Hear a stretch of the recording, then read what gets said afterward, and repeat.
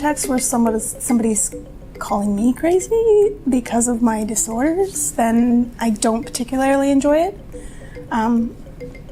I've worked for a few years in social services, and that is one word that we don't use.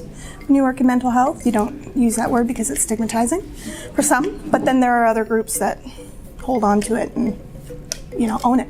So I don't personally have a problem with it, because I guess I am a little bit mad or crazy, but it's all right.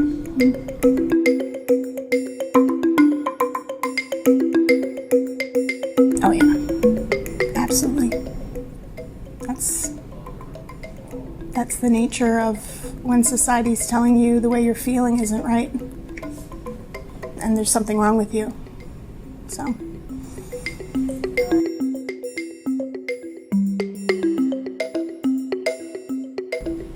So with my disorder, with the trichotillomania, the hair pulling, it's this constant feeling that somebody is going to see a bald spot, or they're going to see,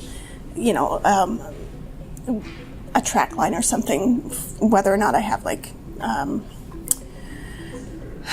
hairpiece on or extensions or something like that. I always feel like people are going to see that, and it's uncomfortable, and it's even worse when somebody points it out. So I walk around quite a bit, especially when the hairpiece or whatever is getting to the end of its days.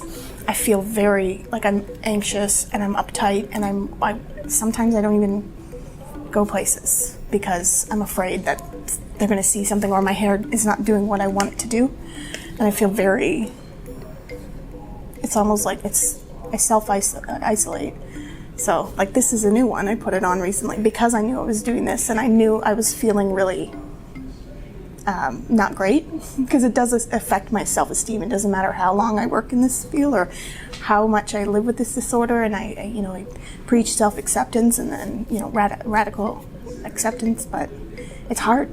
It's something that you walk around with a bag on the back of your shoulder. Is somebody looking at my hair? Am I on the subway? Is someone looking at my nails if they're not done, or something of the sort? But nobody actually notices you. It's a self-conscious issue, right? And it's very anxious inducing.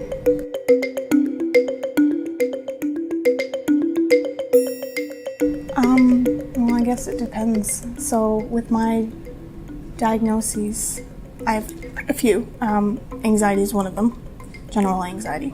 So sometimes when I get up in the morning, it's really hard for me to get out of bed, really hard. And mostly it's me sitting there worrying about the most ridiculous, inane things. Recently, my hair pulling has had I'm out of remission. I just recently, mid-March, started up. So I go in and out of cycles where I don't pull, I do pull. Same with my nails. This is the first time in my entire life that I've had both active at the same time. So I have severe nail biting, and then severe hair pulling. So they're active both at the same time right now. And that is really hard. So I wake up in the morning and I fuss over my hair. And then I worry about, is this hair product going to cover the spots all day? Are they going to see it? Will they notice that the hair is different? It's always worrying about what other people are seeing. And it can be all-encompassing sometimes.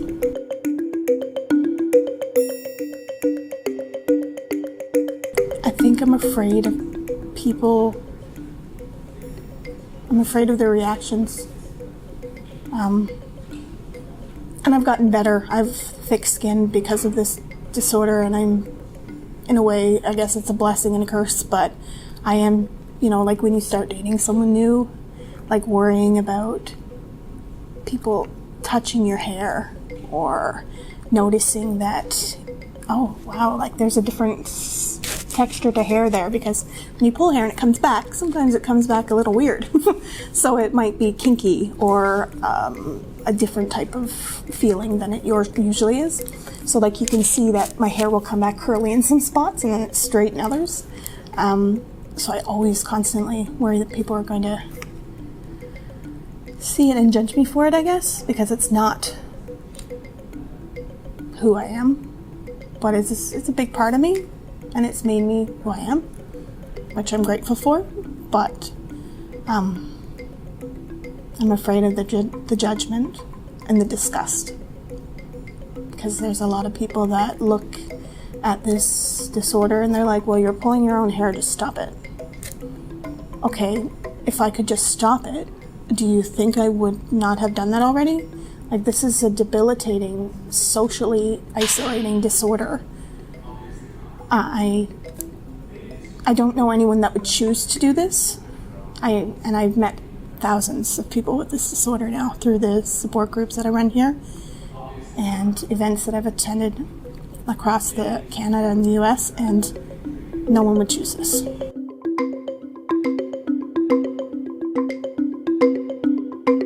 I just got into hiking, and depending on the stage of where my hair's at, I swim.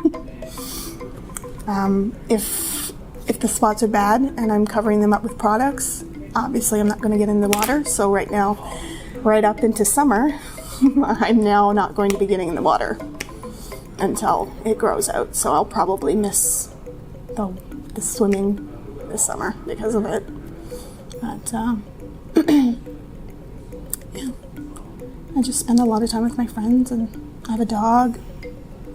And I guess a hobby too, it's a hobby and a passion, is working with the BFRB community. So I do individual one-on-one peer support, and we also do groups. And I'm pretty much running the Toronto chapter of it by myself. And that brings me a lot of joy.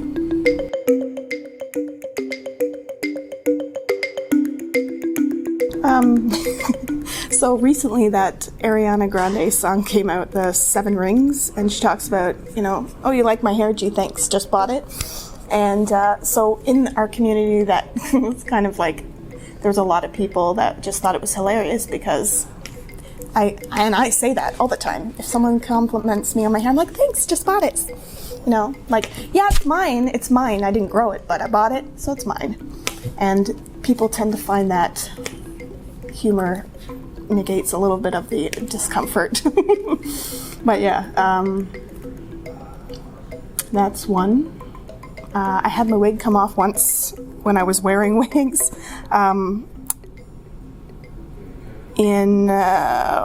Where was I? It like slipped down. I was in the gym and it slipped down, and I had I don't know, I think she worked there. She was just like, this really nice girl. She's like, hey, I can kind of see your, because I was wearing a cap. She's like, I can kind of see your cap. I'm like, oh, it's just a new style, don't worry. And then she starts giggling at me, and I fixed it. And I'm like, okay, thank you. Like, you're mortified. But now I think about it, it's humorous. Like, I was absolutely mortified. I think it took me 2 weeks to go back to the gym after that. But, yeah, now I think it's funny. I'm like, yeah, I'm just, whatever.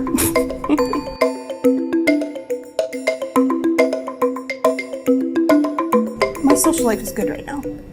I have a really great support group in terms of my friends. They're really great. All of them know about my disorder. I've a great partner that knows about the disorder.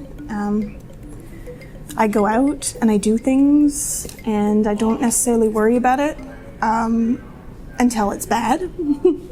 But it's good. The one thing I would change is I would like, well, now because I'm in a remission, I wish that I wasn't so self-conscious about the spots, because it's the summer, and like we're gonna rent a cottage, and we're obviously gonna be at the beach, and I just think to myself, like, am I going to spend the whole time worrying when I'm in the water, like, or worrying it's gonna splash up or whatever?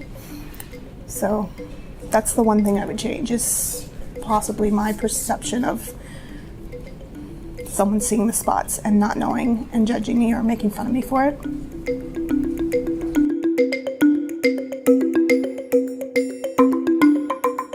The biggest one is no, I can't stop. If I could, I would. 2, it is not self-harm. The difference, it's a huge contentious subject for a lot of people in the mental health community, because they're like, well, you're doing damage to yourself, therefore it's self-harm. But people don't understand what self-harming behaviors are to begin with. So there has to be intent behind the self-harm. So if I pull out my hair, I'm not intending to hurt myself. Sometimes I do it, I don't even know I'm doing it. There are times where I do it and I don't even know it's happening. And that's usually, if I'm zoned out in front of a movie or TV or computer, that kind of shit. So, but I want people to know that, like, I'm still the same normal human being. It's just I have this quirk about me, and because of it, sometimes it takes me a little bit of time to open up as well. It depends, because when I meet people, I'm always judging them on how well I think they will accept an abnormality.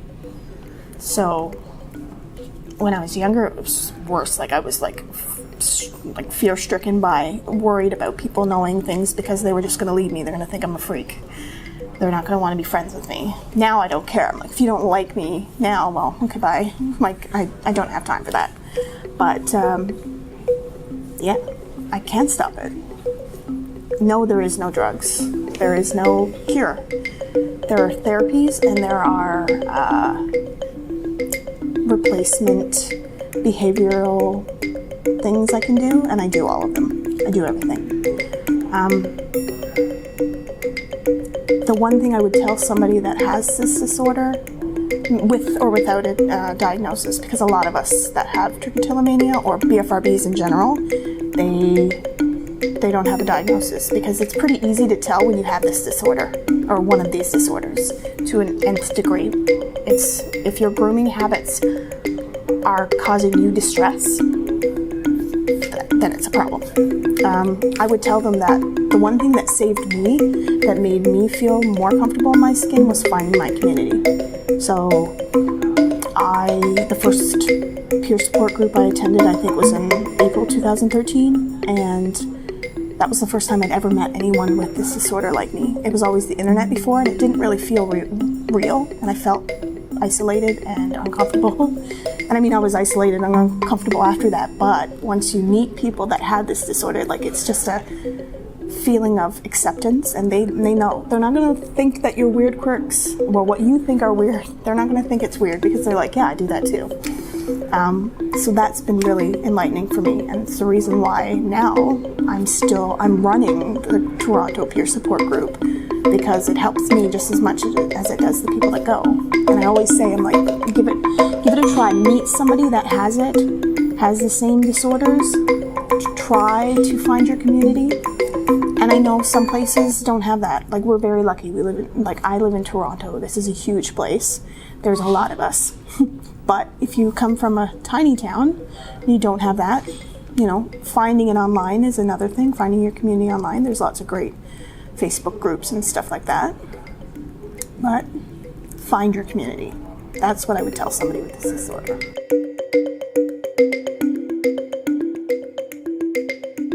One thing I don't like hearing is when people say, oh, I'm so stressed, I pull my hair out. And it's like, that for some reason just hits me a little. And I know people don't mean it, and sometimes they don't even know I have this disorder, but I'm just like, I'm like, no, believe me, maybe you are stressed, but you're not going to pull your hair out over it. But yeah, that's one of the things. I also don't like, from certain people, like family-wise, like if someone tells me to stop and like is not tactful about it. I don't mind if I'm, diverted from the behavior. Like, I live with some girls that they also have the same issues I do. And so, you know, there's lots of behaviors that we might have that we try to, you know, like I might throw a pillow at somebody while we're sitting and watching TV just to knock them out of the behavior. So, yeah, but please don't tell me to stop.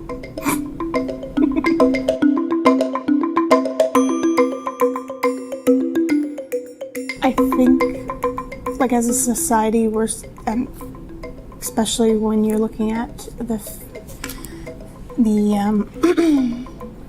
female experience in life, we're very contingent on what society tells us of beauty.